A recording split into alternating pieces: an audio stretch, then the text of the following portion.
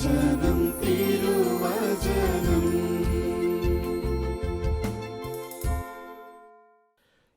മിശിഹായ്ക്ക് സ്തുതിയായിരിക്കട്ടെ. പ്രിയപ്പെട്ട ദൈവജനമേ, അപ്പസ്തോല പ്രവർത്തനം 10-ാം അധ്യായം 44-ാം തിരുവചനം.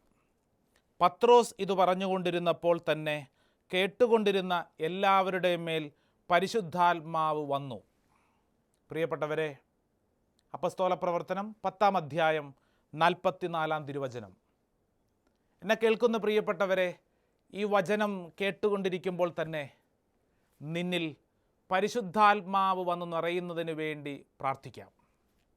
ലോകത്തിൻ്റെ ഏത് കോണിലിരുന്നു കൊണ്ടാണ് ഈ വചനം കേൾക്കുന്നതെങ്കിലും, നിൻ്റെ ജീവിതാവസ്ഥ എന്തു തന്നെയാണെങ്കിലും അവയുടെ മേൽ പരിശുദ്ധാത്മാവ് വന്ന് നിറയട്ടെ.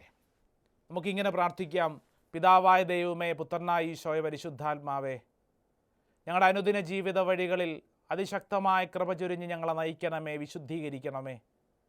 ഞങ്ങളുടെ വാക്കും സംസാരവും പ്രവൃത്തിയുമെല്ലാം ആത്മാവിനാൽ നിറയപ്പെടുന്ന ഒരു അഭിഷേകത്തിലേക്ക് നയിക്കപ്പെടട്ടെ. അമ്മേ മാതാവേ, ആത്മാവിൽ നിറഞ്ഞവളെ, ഞങ്ങൾക്ക് വേണ്ടി മധ്യസ്ഥം വഹിക്കണമേ. ആമേൻ. പ്രിയപ്പെട്ട ദൈവജനമേ, ഈ സമയം നമ്മൾ ധ്യാനിക്കുന്നത് പരിശുദ്ധാത്മാവിൽ നിറയപ്പെടുന്ന ചില മേഖലകളെക്കുറിച്ചാണ്. പത്രോസ്ലീഹ പ്രസംഗിച്ചുകൊണ്ടിരുന്നപ്പോൾ തന്നെ കേട്ടുകൊണ്ടിരുന്നവരിൽ പരിശുദ്ധാത്മാവ് നിറഞ്ഞു. അപ്പസ്തോല പ്രവർത്തനം 10-ാം അധ്യായം 44-ന്റെ വചനമാണ് ഞാൻ ഈ പറഞ്ഞത്. അതിൻ്റെ തുടർച്ചയായിട്ട് ഇങ്ങനെ എഴുതി വച്ചിരിക്കുന്നു: വിജാതീയരുടെ മേൽ പോലും പരിശുദ്ധാത്മാവിൻ്റെ ദാനം വർഷിക്കപ്പെട്ടതിനാൽ പത്രോസിനോടുകൂടെ വന്നിരുന്ന പരിച്ഛേദിതരായ വിശ്വാസികൾ വിസ്മയിച്ചു. അവർ അന്യഭാഷകളിൽ സംസാരിക്കുന്നതും ദൈവത്തെ സ്തുതിക്കുന്നതും അവർ കേട്ടു. അപ്പോൾ പത്രോസ് പറഞ്ഞു, നമ്മെപ്പോലെ തന്നെ പരിശുദ്ധാത്മാവിനെ സ്വീകരിച്ച് ഇവർക്ക് ജ്ഞാനസ്നാന ജലം നിഷേധിക്കാൻ ആർക്കെങ്കിലും സാധിക്കുമോ? യേശുക്രിസ്തുവിൻ്റെ നാമത്തിൽ അവർക്ക് സ്നാനം നൽകാൻ അവൻ കൽപ്പിച്ചു.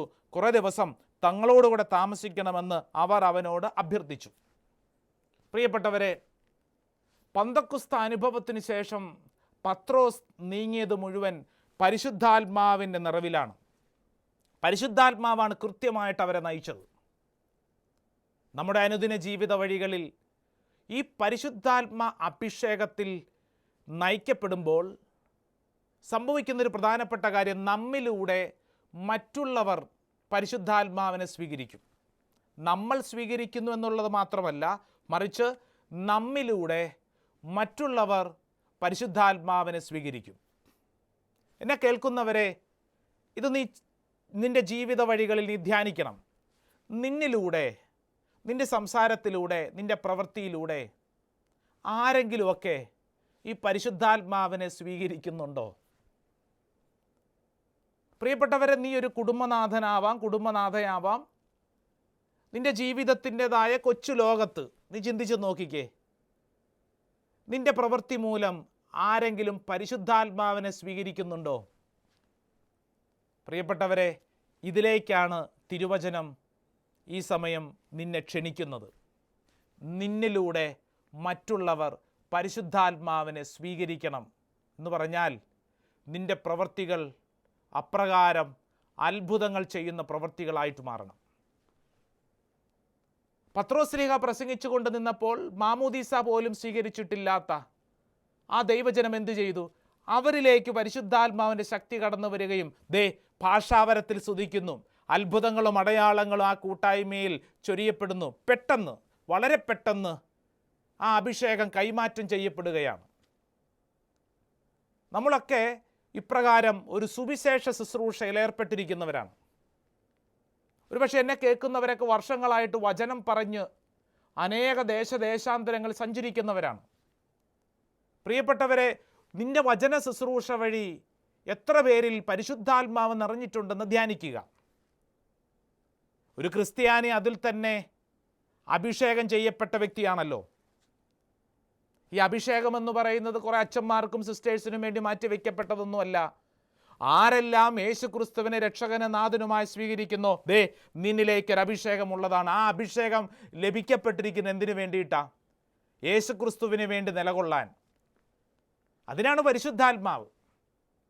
നിന്നിലൂടെ മറ്റുള്ളവർ തിരിച്ചറിയണം വലിയ അത്ഭുതകരമായ കാര്യങ്ങൾ. അപ്പസ്തോല പ്രവർത്തനം 1-ാം അധ്യായം 8-ാം തിരുവചനത്തിൽ യേശുക്രിസ്തു പറഞ്ഞു, അത്യുന്നതൻ്റെ ശക്തി നിങ്ങൾ സ്വീകരിക്കുക. ശക്തി സ്വീകരിക്കുക. എന്തിനാ ശക്തി സ്വീകരിക്കുന്നത്? അങ്ങനെ ശക്തി സ്വീകരിച്ച് ജെറുസലേമിലും യൂദയായിലും സമരിയായിലും ലോകാതിർത്തി മുഴുവൻ നീ എനിക്ക് സാക്ഷിയായിരിക്കണം. അപ്പോൾ നമ്മുടെ ജീവിതത്തിൻ്റെ വിളി എന്ന് പറയുന്നത് ഈ പരിശുദ്ധാത്മാവിൻ്റെ ശക്തി സ്വീകരിച്ച് മറ്റുള്ളവരുടെ മുമ്പിൽ ഒരു സാക്ഷിയായിട്ട് ജീവിക്കുമ്പോൾ അവരിലേക്ക് ഈ അഭിഷേകം പകർന്ന് ലഭിക്കും. അതുകൊണ്ടാണ് അഭിഷേകമുള്ളവരുടെ ശുശ്രൂഷകളിലൊക്കെ അപ്രകാരം ഒരു പകർച്ച, പരിശുദ്ധാത്മാവിൻ്റെ വലിയൊരു പകർച്ച സംഭവിക്കുന്നത്.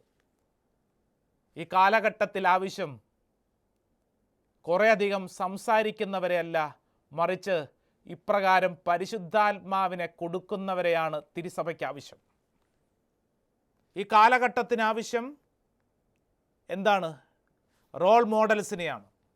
പരിശുദ്ധാത്മാവിനെ കൊടുക്കുന്നവരെയാണ് ഈ കാലഘട്ടത്തിന് ആവശ്യം. പ്രിയപ്പെട്ടവരെ, കഴിഞ്ഞ നാളിൽ കുറേയധികം ചെറുപ്പക്കാരുടെ കൂട്ടായ്മയിൽ സംസാരിച്ചപ്പോൾ അവർ ചോദിച്ച ചോദ്യം, അച്ഛൻ ഞങ്ങൾ ആരെയാണ് മാതൃകയാക്കേണ്ടത്? ആരെയാണ് റോൾ മോഡൽ? ആരെ മാതൃകയാക്കും? കുറേ കാര്യങ്ങൾ ഈ കാലഘട്ടത്തിൽ തിരുസഭയിലൊക്കെ സംഭവിക്കുന്നുണ്ടല്ലോ, നല്ലതും ചീത്തതും. പ്രിയപ്പെട്ടവർ, ഇങ്ങനെയുള്ള കുറേയധികം വാർത്തകളുടെ നടുവിൽ നിന്നുകൊണ്ട് അവർ ചോദിക്കുക, ഞങ്ങൾ ആരെ റോൾ മോഡലാക്കും? അച്ഛാ, ഞങ്ങൾ ആരെ റോൾ മോഡലാക്കും? പ്രിയപ്പെട്ടവരെ, ഒരുപക്ഷെ മാതൃക കൊടുക്കാൻ നമുക്കുള്ളിലുണ്ടോ? പരിശുദ്ധാത്മാവിനെ കൊടുക്കുന്നവരായി നമ്മൾ മാറിയാൽ അതാണ് മാതൃക കൊടുക്കുന്നവർ. പരിശുദ്ധാത്മാവിനെ മറ്റുള്ളവർക്ക് കൊടുക്കാൻ സാധിക്കുക. ഓരോ പരിശുദ്ധാത്മ പ്രാർത്ഥനയും അപ്രകാരം മറ്റുള്ളവർക്ക് പരിശുദ്ധാത്മാവിനെ പകർന്നു കൊടുക്കാനുള്ള ധൈര്യവും കൃപയുമാണ് സമ്മാനിക്കുന്നത്. പ്രിയപ്പെട്ടവരെ, അങ്ങനെ പകർന്നു കൊടുക്കുമ്പോൾ പ്രകടമായ തലത്തിൽ ആ കൂട്ടായ്മയിൽ മാറ്റങ്ങൾ സംഭവിക്കും. ഈ കാലഘട്ടത്തിനാവശ്യം പരിശുദ്ധാത്മാവിനെ മറ്റുള്ളവർക്ക് പകർന്നു കൊടുക്കുന്നവരെയാണ്. പ്രിയപ്പെട്ടവരെ, അങ്ങനെ കൊടുക്കപ്പെടുമ്പോൾ ആ സമൂഹത്തിൽ ചലനങ്ങൾ സംഭവിക്കും. പരിശുദ്ധാത്മാവ് ചലനങ്ങൾ സംഭവിപ്പിക്കും. അത് വെറും ഡ്രൈ ആയിട്ടിരിക്കുന്നതല്ല. എസെക്കിയേൽ പ്രവചനത്തിലൊക്കെ നമ്മൾ വായിച്ച് ധ്യാനിക്കുന്നത് പോലെ അസ്ഥികൾ ഉണങ്ങി വരേണ്ടതാണ്.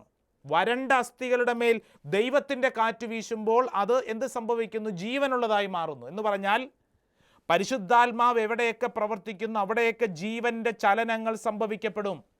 അത് അത്ഭുതങ്ങളും അടയാളങ്ങളുമായിട്ട് മാറ്റപ്പെടും. വിശുദ്ധ ഗ്രന്ഥത്തിലെ മനോഹരമായ ഒരു തിരുവചനത്തിലേക്ക് നിങ്ങളുടെ ശ്രദ്ധ ക്ഷണിക്കുകയാണ്. അപ്പസ്തോല പ്രവർത്തനം 8-ാം അധ്യായം. 8-ാം അധ്യായത്തിൽ മനോഹരമായിട്ടുള്ള ഒരു സംഭവം നമ്മൾ ഇങ്ങനെ വായിക്കുകയും ധ്യാനിക്കുകയും ചെയ്യുന്നു. അപ്പസ്തോല പ്രവർത്തനം 8-ാം അധ്യായം 4 മുതലുള്ള തിരുവചനം. അതായത് 8-ാം അധ്യായം ആരംഭിക്കുന്നത് സാവൂൾ സഭയെ പീഡിപ്പിക്കുന്നതിനെ കുറിച്ച് പറഞ്ഞുകൊണ്ടാണ്. സാവൂൾ സഭയെ പീഡിപ്പിക്കുകയാണ്. ഈ പീഡനത്തിൽ എന്ത് സംഭവിച്ചു? പീഡനത്തിൽ മനംതൊന്ത് കുറേയധികം പേര് ചിതറിക്കപ്പെട്ടു. നിങ്ങളുടെ ശ്രദ്ധ ക്ഷണിക്കുന്നതിന് വേണ്ടി ഞാൻ ഈ വചനം വായിച്ചു കേൾപ്പിക്കാം. സാവൂൾ ഈ വധത്തെ അനുകൂലിച്ചു വന്ന് ജെറുസലേമിലെ സഭയ്ക്കെതിരായി വലിയ പീഡനം നടന്നു. അപ്പസ്തോലന്മാരൊഴികെ മറ്റെല്ലാവരും യൂദയായുടെയും സമരിയായുടെയും ഗ്രാമങ്ങളിലേക്ക് ചിതറിപ്പോയി. പീഡനത്തിൻ്റെ മേഖലകൾ സ്വീകരിക്കപ്പെട്ട അനേകം പേര് ചിതറിക്കപ്പെട്ടു. ഈ ചിതറിക്കപ്പെട്ടവർ അവരെങ്ങോട്ട് പോയി? അവരെന്തു ചെയ്തു? ചിതറിക്കപ്പെട്ടവർ, അതായത് ഭയന്നോടിയതാവാം പല കാര്യങ്ങൾ കൊണ്ട്, അത്രത്തോളം പീഡനമാണ്. പരിശുദ്ധാത്മാവിനെ സ്വീകരിച്ച ഈ ചിതറിക്കപ്പെട്ടവർ അവർ പോകുന്നിടങ്ങളിലൊക്കെ അത്ഭുതങ്ങളും അടയാളങ്ങളും പരിശുദ്ധാത്മാവിൻ്റെ നിറവ് ആ ദേശത്ത് കൊടുത്തുകൊണ്ടിരുന്നു. പ്രിയപ്പെട്ടവരെ, അപ്പസ്തോല പ്രവർത്തനം 8-ാം അധ്യായം 4 മുതലുള്ള തിരുവചനം ഇങ്ങനെ എഴുതി വച്ചിരിക്കുന്നു. ചിതറിക്കപ്പെട്ടവർ വചനം പ്രസംഗിച്ചുകൊണ്ട് ചുറ്റി സഞ്ചരിച്ചു. വചനം പ്രസംഗിച്ചുകൊണ്ട്. അവർ മുറിവേറ്റവർ, അവർ മറ്റുള്ളവരുടെ പീഡനങ്ങൾ ഏറ്റുവാങ്ങിയവരാണ്. ആ വേദന കൊണ്ട് അവർ ആ മുറിവിനെക്കുറിച്ച് പറയുകയല്ല, മറ്റുള്ളവരോട് കുറ്റം പറഞ്ഞ് നടക്കുകയല്ല, പീഡിപ്പിക്കുന്ന ആളുകളെക്കുറിച്ച് അവർ പറഞ്ഞു പരത്തി ഭീതി പരത്തുകയല്ല, മറിച്ച് അവർ ചെയ്ത പ്രവൃത്തി എന്താ? അവർ വചനം പ്രസംഗിച്ചു കൊണ്ടിരുന്നു. അവർ ചെല്ലുന്നത് എങ്ങോട്ടാണെന്നറിയോ? പീലിപ്പോസ് സമരിയായിലെ ഒരു നഗരത്തിൽ ചെന്ന് അവിടെയുള്ളവരോട് ക്രിസ്തുവിനെപ്പറ്റി പ്രഘോഷിച്ചു. സമരിയ വിജാതീയരുടെ ദേശമാണ്. വിജാതീയരുടെ ദേശത്ത് ചെന്ന് വചനം പ്രസംഗിച്ചു. വചനം പ്രസംഗിച്ച അവസരത്തിൽ ഇങ്ങനെ എഴുതി വച്ചിരിക്കുന്നു: പീലിപ്പോസിൻ്റെ വാക്കുകൾ കേൾക്കുകയും അവൻ പ്രവർത്തിച്ച അടയാളങ്ങൾ കാണുകയും ചെയ്ത ജനക്കൂട്ടം അവൻ പറഞ്ഞ കാര്യങ്ങൾ ഏക മനസ്സോടെ ശ്രദ്ധിച്ചു. പ്രിയപ്പെട്ടവരെ, വിജാതീയരാണ്. ദൈവത്തെക്കുറിച്ച് ഒന്നും അറിഞ്ഞുകൂടാത്തവരാണ്. അവരുടെ മുമ്പിൽ ചെന്ന് പരിശുദ്ധാത്മാവിൽ നിറഞ്ഞ് ഇതാ ഈ ദൈവമകൻ ചെന്ന് പ്രസംഗിക്കുന്ന അവസരത്തിൽ അവരെല്ലാവരും ഏക മനസ്സോടുകൂടെ ശ്രദ്ധിച്ചു. എവിടെയെല്ലാം പരിശുദ്ധാത്മാവിൽ നിറഞ്ഞ് വചനം പ്രസംഗിക്കുന്നുവോ അവിടെയെല്ലാം സംഭവിക്കുന്ന ഒന്നാമത്തെ കാര്യം, അവരുടെ ഹൃദയത്തെ ദൈവം തുറക്കും. അവരുടെ ഹൃദയത്തെ ദൈവം തുറക്കും. അത് ഉറപ്പാണ്. വചനമാണ് പ്രസംഗിക്കേണ്ടത്. ഞാനൊരു സ്ഥലത്ത് പ്രസംഗിക്കാൻ ചെന്നിട്ട് ഞാൻ എന്നെക്കുറിച്ച് പ്രസംഗിച്ചുകൊണ്ടിരുന്നാൽ അവരുടെ ഹൃദയം തുറക്കപ്പെടണമെന്നില്ല. ഞാൻ എൻ്റെ മഹത്വവും ഞാൻ ഇത്രയും നാളും എൻ്റെ ജീവിതത്തിൽ നേടിയ കാര്യങ്ങളും പ്രസംഗിച്ചുകൊണ്ടിരുന്നു കഴിഞ്ഞാൽ അവിടെ അവരുടെ ഹൃദയം തുറക്കപ്പെടണമെന്നില്ല. മറിച്ച് വചനം പ്രസംഗിച്ചാൽ, യേശുക്രിസ്തുവിനെ കൊടുത്താൽ അവരുടെ ഹൃദയം തുറക്കപ്പെടും. നിങ്ങളുടെ ശ്രദ്ധ അപ്പസ്തോല പ്രവർത്തനം 16-ാം അധ്യായത്തിലേക്ക് ക്ഷണിക്കുകയാണ്. 16-ാം അധ്യായം 14 മുതലുള്ള തിരുവചനം ശ്രദ്ധിച്ച് കേൾക്കണം. 16-ാം അധ്യായം 14 മുതൽ. ഞങ്ങളുടെ വാക്കുകൾ കേട്ടവരുടെ കൂട്ടത്തിൽ തിയത്തിറ പട്ടണത്തിൽ നിന്ന് വന്ന ഒരു പട്ടു വിൽപ്പനക്കാരിയും ദൈവഭക്തിയുമായ ലിദിയ എന്ന സ്ത്രീ ഉണ്ടായിരുന്നു. അതായത് പൗലോസ് വചനം പറയാണ്. ആ കൂട്ടത്തിൽ ആരുണ്ട്? ലിദിയ എന്ന് പറയുന്ന സ്ത്രീയുണ്ട്. പൗലോസ് പറഞ്ഞ കാര്യങ്ങൾ സ്വീകരിക്കാൻ കർത്താവ് അവളുടെ ഹൃദയം തുറന്നു. അവളുടെ ഹൃദയം തുറന്നു. പ്രിയപ്പെട്ടവരെ, വചനം എവിടെയെല്ലാം പ്രസംഗിക്കപ്പെടുന്നുണ്ടോ അവിടെ ഈ കാര്യം സംഭവിക്കും. വചനം കേൾക്കുമ്പോൾ അടഞ്ഞുകിടക്കുന്ന ഹൃദയങ്ങൾ തുറക്കപ്പെടും. ധ്യാന കേന്ദ്രങ്ങളിലൊക്കെ ദൈവജനം ഒരുമിച്ച് കൂട്ടപ്പെട്ടിട്ട് ഈ ധ്യാനത്തിന് വന്ന് തിരിച്ചു പോകുമ്പോൾ എന്താ അവരുടെ ഉള്ളിൽ സംഭവിക്കുന്നത്? ധ്യാനത്തിനൊക്കെ 1-ാം ദിവസം വരുന്ന പലരെയും പലപ്പോഴും ശ്രദ്ധിക്കാറുണ്ട്. എന്തൊരു ഭാരപ്പെട്ട വരുന്നെന്നറിയോ? വല്ലാതെ ഭാരപ്പെട്ട വരുന്നത്. അവരുടെ മുഖഭാവങ്ങൾ തന്നെ അത് കൃത്യമാണ്. ആരെങ്കിലുമൊക്കെ തള്ളിവിട്ടിട്ടും പിടിച്ചുകൊണ്ടുവരുന്നതും വികാരിച്ചും പറഞ്ഞു വിട്ടതും ഇഷ്ടമില്ലാഞ്ഞിട്ട് വന്നതും ഇനി ജീവിതത്തിൻ്റെ കുറേ ഭാരങ്ങളുമായിട്ട് സ്വന്തമായിട്ട് വന്നവരൊക്കെയാണ്. ആയിരിക്കുന്നവരെ നോക്കുമ്പോൾ തന്നെ അറിയാം എല്ലാം ഭാരപ്പെട്ടായിരിക്കുന്നു. എന്നാൽ 1-ാം ദിവസം 2-ാം ദിവസം സാവധാനം വചനം കേൾക്കുമ്പോൾ അവരുടെ ഹൃദയം സാവധാനം തുറക്കപ്പെടും. ധ്യാനം കഴിഞ്ഞ് പുറത്തിറങ്ങുമ്പോൾ നിങ്ങൾ ശ്രദ്ധിച്ചു കൊള്ളുക, മുഖഭാവത്ത് എന്തൊരു വ്യത്യാസമാണ്. ആത്മീയ വ്യത്യാസം അത് കൃത്യമായി മുഖത്ത് തെളിഞ്ഞു വരും. അവരുടെ ഹൃദയം ദൈവത്തിൻ്റെ ആത്മാവ് തുറക്കും. അതുകൊണ്ടാണ് വചനം വായിക്കണമെന്ന് പറയുന്നത്. ഭാരപ്പെട്ടിരിക്കുന്ന സഹോദര സഹോദരി, നീ വചനം വായിക്കുക. വചനം വായിച്ചാൽ നിൻ്റെ ഭാരം മാറും, നിൻ്റെ ഹൃദയം തുറക്കപ്പെടും. ഹൃദയം തുറന്നാൽ കാര്യങ്ങളെല്ലാം അല്പം കൂടെ വ്യക്തമായി കാണാൻ മാത്രം നിൻ്റെ ഹൃദയത്തെ ദൈവം പ്രകാശിപ്പിക്കും. ഇല്ലെങ്കിൽ അടഞ്ഞു കിടക്കും. ആർക്കും പ്രവേശനമില്ല, ആരോടും താല്പര്യമില്ല, ഒന്നിനോടൊരു ഇഷ്ടമില്ല, മടുത്തു എന്നിങ്ങനെ തുടങ്ങി കുറേയധികം നിഷേധാത്മക വികാരങ്ങൾ തലയ്ക്കകത്ത് വന്ന് പുറകോട്ട് വലിക്കപ്പെടും. വചനം കേട്ടാൽ നിൻ്റെ ഹൃദയം ദൈവത്തിൻ്റെ ആത്മാവ് തുറക്കും. വചനം കേട്ടാൽ തുറക്കും. അടഞ്ഞു കിടക്കുന്ന മനസ്സിനെ ദൈവത്തിൻ്റെ ആത്മാവ് തുറക്കും. ഈ കഴിഞ്ഞ നാളിൽ ഞങ്ങളുടെ ധ്യാനകേന്ദ്രത്തിൽ വന്ന ഒരു മനുഷ്യൻ, 1-ാം ദിവസം തന്നെ അയാളെ കണ്ടപ്പോൾ എനിക്ക് മനസ്സിലായി വല്ലാതെ ഭാരപ്പെട്ടിരിക്കുന്ന മുഖഭാവം. എന്ന് പറഞ്ഞു കഴിഞ്ഞാൽ നമ്മൾ വചനമൊക്കെ പറയുമ്പോഴത്തേക്ക് അയാൾക്ക് ഒന്നിനോടൊരു ശ്രദ്ധയില്ല. നിഷേധിച്ചുകൊണ്ടിരിക്കുക, മറുതലിക്കുക. കൈയൊക്കെ പൊക്കി ഉയർത്തി ദൈവത്തെ സ്തുതിക്കാൻ പറയുമ്പോൾ ഇയാൾ കൈ ഇങ്ങനെ കെട്ടിവയ്ക്കും, ബോധപൂർവം തന്നെ. ക്ലാസ്സിൽ നിന്ന് ഇടയ്ക്ക് ഇറങ്ങി പോവുക. അപ്പോൾ ഇയാളുടെ ഈ പെരുമാറ്റം കണ്ടപ്പോൾ തന്നെ ദൈവമേ ഇതെന്താ ഇങ്ങനെ? പരിശുദ്ധാത്മാവ് പറഞ്ഞു തന്ന കാര്യം ഇതാണ്. അയാളുടെ ഉള്ളിൽ വല്ലാത്ത വേദനയും ദുഃഖവും മുറിവും ഉണ്ടാവും. അതുകൊണ്ടാണ് അയാൾ അങ്ങനെ പെരുമാറുന്നത്. പ്രാർത്ഥിക്ക്. അയാൾക്കെതിരെ ചിന്തിക്കാനല്ല, മറിച്ച് പ്രാർത്ഥിക്ക്. സാവധാനം പ്രാർത്ഥിച്ചു കൊണ്ടിരുന്നപ്പോൾ സംഭവിച്ച കാര്യം എന്തെന്നറിയോ? കുമ്പസാരം കഴിഞ്ഞപ്പോൾ അയാളുടെ ഹൃദയം ദൈവത്തിൻ്റെ ആത്മാവ് ശക്തമായിട്ട് തുറക്കുക മാത്രമല്ല, അയാളിലേക്ക് പരിശുദ്ധാത്മാവ് ഇറങ്ങാൻ തുടങ്ങി. ആ വ്യക്തി എന്നോട് വന്ന് പറഞ്ഞു, അച്ഛാ, 13 വർഷമായി ഞാൻ കുമ്പസാരിച്ചിട്ട്. 13 വർഷം. അച്ഛാ, കഴിഞ്ഞ നാളുകളിൽ ഞാനൊരു മൃഗത്തെ പോലെ അലഞ്ഞുകൊണ്ടിരിക്കുക. മൃഗത്തെ പോലെ, അത്രയും ഭാരമാണ് അച്ഛാ കുടുംബജീവിതത്തിൻ്റെ ദുഃഖം, ഭാരം. മൃഗത്തെ പോലെ അലഞ്ഞുകൊണ്ടിരിക്കുക. ഇയാളും ഇയാളുടെ ഭാര്യയുമായിട്ടുള്ള ജീവിതബന്ധം വല്ലാതെ അസ്വസ്ഥമാണ്. ഇയാൾ എന്നോട് പറഞ്ഞു, അച്ഛാ ഞാൻ എന്തും ചെയ്യും, ഭാര്യ എനിക്ക് അംഗീകരിക്കാൻ പറ്റില്ല, അവളെ ഞാൻ വേണേൽ വെട്ടിക്കൊല്ല. അത്രയും മൃഗത്തിൻ്റെ ഭാവത്തോടു കൂടെ വന്ന മനുഷ്യൻ ഹൃദയം തുറന്നു കഴിഞ്ഞപ്പോൾ, പരിശുദ്ധാത്മാവ് ഹൃദയത്തിലേക്ക് കടന്നു വന്നു കഴിഞ്ഞപ്പോൾ ഇയാളുടെ ശാരീരികമായ രീതികൾ തന്നെ മാറാൻ തുടങ്ങി. ശാന്തനായി കൈയൊക്കെ ഉയർത്തി ദൈവത്തെ സ്തുതിക്കാൻ തുടങ്ങി. പ്രിയപ്പെട്ടവരെ, വചനം സ്വീകരിക്കപ്പെട്ടപ്പോൾ സാവധാനം മാറ്റങ്ങൾ കടന്നു വന്നു. ഹൃദയം തുറന്നു എന്ന് പറഞ്ഞാൽ കുറേ കാര്യങ്ങൾ കാണാനും കേൾക്കാനുമുള്ള അഭിഷേകം ലഭിച്ചു.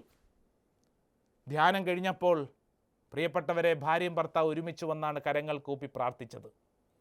പ്രിയപ്പെട്ടവരെ, ജീവിതത്തിൽ ഇനി മുമ്പോട്ട് നീങ്ങാൻ ഒരു സാധ്യതയും ഇല്ലാതിരിക്കുന്ന ഒരു ഭാര്യയും ഭർത്താവും, ജീവിതത്തിൻ്റെ മുഴുവൻ ബന്ധങ്ങൾ അറ്റുപോയി, ഇനി എന്തു ചെയ്യും ജീവിതത്തിൽ, ഇനി ഒരുമിച്ച് ജീവിക്കാൻ പറ്റില്ല, അത്രയും അരിശം, ദേഷ്യം, ഭർത്താവ് മൃഗതുല്യനായി. അവരുടെ ജീവിതത്തിൽ വചനം കടന്നു വന്നപ്പോൾ അവരുടെ ഹൃദയത്തെ ദൈവത്തിൻ്റെ ആത്മാവ് തുറക്കുകയാണ്. വചനത്തിൽ വായിച്ചില്ലേ, ലിദിയ എന്ന സ്ത്രീ, ആ സ്ത്രീയുടെ ഹൃദയത്തെ ദൈവത്തിൻ്റെ ആത്മാവ് തുറന്നു. പൗലോസ് പറഞ്ഞ കാര്യങ്ങൾ സ്വീകരിക്കാൻ കർത്താവ് അവളുടെ ഹൃദയം തുറന്നു. എന്നിട്ട് അടുത്ത വചനം ഇങ്ങനെയാണ്, കുടുംബസമേതം ജ്ഞാനസ്നാനം സ്വീകരിച്ച അവൾ ഞങ്ങളോട് പറഞ്ഞു, കർത്താവിൽ വിശ്വസിക്കുന്നവളായി എന്നെ നിങ്ങൾ ഗണിക്കുന്നെങ്കിൽ എൻ്റെ ഭവനത്തിൽ വന്ന് താമസിക്കാൻ ഞാൻ നിങ്ങളോട് അപേക്ഷിക്കുന്നു. ഞങ്ങൾ അവൾക്ക് വഴങ്ങി. അവൾ മാത്രമല്ല, അവളിലൂടെ കുടുംബം മുഴുവൻ. പ്രിയപ്പെട്ടവരെ, വചനം പ്രസംഗിക്കുന്നിടത്ത്, പരിശുദ്ധാത്മാവിനെ കൊടുക്കുന്നിടത്ത് സംഭവിക്കുന്ന ഒന്നാമത്തെ കാര്യമാണ് വചനം പഠിപ്പിച്ചത്. എന്താണ്? പരിശുദ്ധാത്മാവ് നിറയുമ്പോൾ ഹൃദയം തുറക്കപ്പെടും. അപ്പസ്തോല പ്രവർത്തനം നമ്മൾ ധ്യാനിച്ചുകൊണ്ടിരുന്ന 8-ാം അധ്യായം. 8-ാം അധ്യായത്തിൽ നമ്മുടെ മുമ്പിൽ ഇതാ പഠിപ്പിക്കുന്ന രണ്ടാമത്തെ കാര്യം എന്തെന്നറിയോ? 8-ാം അധ്യായം കൃത്യമായിട്ട് വചനം പറയുന്നു, പൗലോസിൻ്റെ വാക്കുകൾ കേൾക്കുകയും അവൻ പ്രവർത്തിച്ച അടയാളങ്ങൾ കാണുകയും ചെയ്ത ജനക്കൂട്ടം അവൻ പറഞ്ഞ കാര്യങ്ങൾ ഏകമനസ്സോടെ ശ്രദ്ധിച്ചു. നമ്പർ 1. നമ്പർ 2 കൃത്യമായിട്ട് പറയുന്നു, എന്തെന്നാൽ അശുദ്ധാത്മാക്കൾ തങ്ങൾ ആവേശിച്ചിരുന്നവരെ വിട്ട് ഉച്ചത്തിൽ നിലവിളിച്ചുകൊണ്ട് പുറത്തുപോയി. വിടുതൽ. പരിശുദ്ധാത്മാവ് പ്രവർത്തിക്കുമ്പോൾ ആ ദേശത്ത് അശുദ്ധാത്മാക്കൾ കൂട്ടത്തോടെ വിട്ടുപോകും. എന്നെ കേൾക്കുന്ന പ്രിയപ്പെട്ടവരെ, നിങ്ങളുടെ വീട്ടിലോ, നിങ്ങളുടെ കുടുംബജീവിത വഴികളിലോ, നിങ്ങളുടെ ഓഫീസിലോ, നിങ്ങളുടെ വ്യക്തിപരമായ ജീവിതത്തിലോ ഏതെങ്കിലും അടിമത്തം, ഏതെങ്കിലും പീഡ നിങ്ങൾ അനുഭവിക്കുന്നുണ്ടെങ്കിൽ പരിശുദ്ധാത്മാവിനോട് പ്രാർത്ഥിച്ചോ. പരിശുദ്ധാത്മാവ് വിടുവിക്കും. വചനം കേൾക്കുമ്പോൾ ഹൃദയം തുറക്കുന്ന പരിശുദ്ധാത്മാവ് അടുത്ത സ്റ്റേജിൽ ചെയ്യുന്നത്, നിന്റെ ജീവിതത്തിൻ്റെ പാപബന്ധനത്തെ പരിശുദ്ധാത്മാവ് വിടുവിക്കും. എത്ര വർഷം പഴക്കമുള്ളതാണെങ്കിലും, ഇനി രക്ഷയില്ല എന്ന് കരുതിയിരിക്കുന്ന കാര്യത്തിലാണെങ്കിലും നീ ഉറപ്പിച്ചോ, നിന്റെ ജീവിതത്തിൽ പരിശുദ്ധാത്മാവ് നിന്നിൽ ഇടപെട്ടാൽ നിനക്ക് ടോട്ടൽ ഡെലിവറൻസ് ലഭിക്കും, കിട്ടും. നീ അതിനുവേണ്ടി പരിശുദ്ധാത്മാവിനോട് പ്രാർത്ഥിക്കണം. അത് പ്രാർത്ഥിക്കാതെ എല്ലായിടത്തും ഓടി നടന്ന് എവിടെ ഡെലിവറൻസ് കിട്ടുമെന്ന് ഓടി നടക്കുക കുറേ പേര്. എവിടെയാണ് കിട്ടുന്നത്? അവിടെ കിട്ടും, ഇവിടെ കിട്ടും. ഇതിനു വേണ്ടി ഓട്ടമാണ്. നീ ഓട്ടം നിർത്തുക. നീ നിൻ്റെ വീട്ടിൽ, നീ നിൻ്റെ ജീവിതത്തിൽ നീ ശാന്തമായിട്ടിരുന്ന് നീ പ്രാർത്ഥിക്കുക. പരിശുദ്ധാത്മാവിനോട് പ്രാർത്ഥിക്കുമ്പോൾ നിൻ്റെ ഉള്ളിലുള്ള അശുദ്ധാത്മാവിനെ ബന്ധിക്കപ്പെടും. അശുദ്ധാത്മാവിനെ ബന്ധിക്കപ്പെട്ടു നിൻ്റെ ഉള്ളിൽ പരിശുദ്ധാത്മാവ് നിറയും. അപ്പസ്തോല പ്രവർത്തനം അടുത്ത കാര്യം സാക്ഷ്യപ്പെടുന്നത് എന്താണെന്നറിയോ? അശുദ്ധാത്മാക്കൾ തങ്ങൾ ആവേശിച്ചിരുന്നവരെ വിട്ട് ഉച്ചത്തിൽ നിലവിളിച്ചുകൊണ്ട് പുറത്തുപോയി. നെക്സ്റ്റ്, അനേകം തളർവാദ രോഗികളും മുടന്തന്മാരും സുഖം പ്രാപിച്ചു. ശാരീരിക സൗഖ്യം, ഫിസിക്കൽ ഹീലിങ്സ് കാണപ്പെടുന്ന തരത്തിൽ. തളർവാദ രോഗികൾ എഴുന്നേറ്റ് നടക്കാൻ പാടില്ല, വൈദ്യശാസ്ത്രം പറഞ്ഞിരിക്കുന്നു ഇനി നിനക്ക് രക്ഷയില്ല. പരിശുദ്ധാത്മാവിൻ്റെ കൃപ സ്വീകരിക്കുമ്പോൾ എന്ത് സംഭവിക്കും? ഈ തളർവാദ രോഗികൾ എഴുന്നേറ്റ് നടക്കാൻ തുടങ്ങി. മുടന്തന്മാർ കാണപ്പെടാം, നമ്മുടെ തൊട്ട് മുമ്പിലുണ്ട്, നടക്കാൻ വയ്യ. എന്നാൽ പരിശുദ്ധാത്മാവിനെ സ്വീകരിക്കുമ്പോൾ എന്ത് സംഭവിക്കുന്നു? മുടന്തന്മാർ അത് എഴുന്നേറ്റ് നടക്കുന്നു. ഇതല്ലേ ഈ കാലഘട്ടത്തിൽ എവിടെയെല്ലാം വചന ശുശ്രൂഷ നടത്തപ്പെടുന്നുണ്ടോ അവിടെയെല്ലാം സംഭവിക്കുന്നത്? വ്യത്യസ്ത ധ്യാന കേന്ദ്രങ്ങളിലൂടെ, കൺവെൻഷനുകളിലൂടെ, ഇടവകയിലെ പ്രാർത്ഥന കൂട്ടായ്മയിലൂടെ ഒക്കെ സംഭവിക്കുന്ന കാര്യം ഇത് തന്നെയല്ലേ? വചനം പ്രസംഗിക്കുന്നിടത്ത് ഈ കാര്യം സംഭവിക്കും.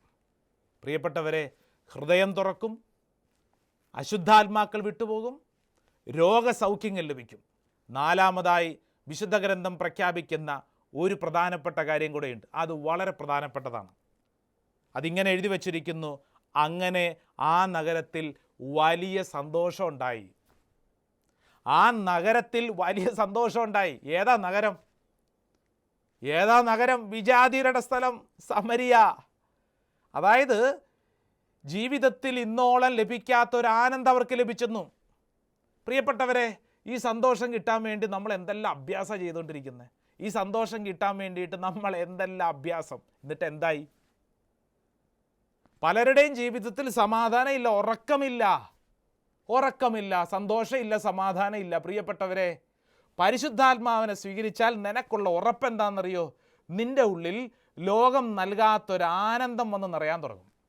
ലോകം നൽകാത്ത ഒരു ആനന്ദം വന്ന് നിറയാൻ തുടങ്ങും. ആർക്കും നിന്നെ തോൽപ്പിക്കാൻ പറ്റില്ല. ഒരു വാക്കിന് നിന്നെ തോൽപ്പിക്കാൻ പറ്റില്ല. പരിശുദ്ധാത്മാവ് നിന്നിൽ നിറഞ്ഞു കഴിഞ്ഞാൽ ആർക്കും നിന്നെ തോൽപ്പിക്കാൻ പറ്റില്ല. അത്ര അഭിഷേകത്തിലാണ്. ആ നഗരത്തിൽ ഒരു വ്യക്തിയിൽ വന്ന സന്തോഷം നിറഞ്ഞെന്നല്ല വചനം പറയുന്നത്. അങ്ങനെ ആ നഗരത്തിൽ വലിയ സന്തോഷമുണ്ടായി. പ്രിയപ്പെട്ടവരെ, ഇതാണ് പരിശുദ്ധാത്മാവിനെ കൊടുക്കുമ്പോൾ സംഭവിക്കുന്ന കാര്യം.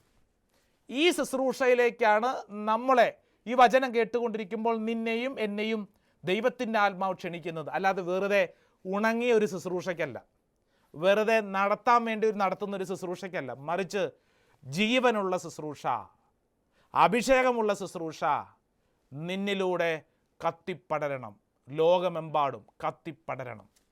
അപ്രകാരമുള്ള ഒരു ശുശ്രൂഷ അഭിഷേകത്തിലേക്ക് ദൈവത്തിൻ്റെ ആത്മാവ് ഈ സമയം നിന്നെ ക്ഷണിക്കുകയാണ്.